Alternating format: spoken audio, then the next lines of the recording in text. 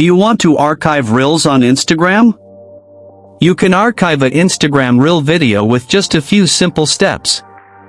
Before we begin, please like this video and subscribe to our channel for more tutorials and tips. I've also included some helpful tools and apps in the description, so be sure to check them out.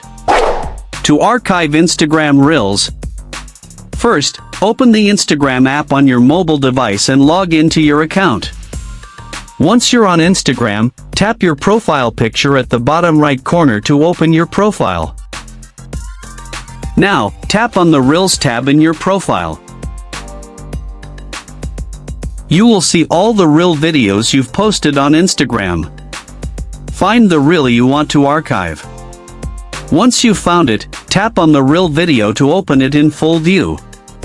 In the bottom right corner of the Reel, tap the three-dot menu. A pop-up menu will appear. From here, select Manage. In the new pop-up menu, tap Archive to move the Reel to your archive. Again, select Archive on the pop-up screen to confirm. The Reel will no longer be visible on your profile or to others, but you can still access it in the Archive section.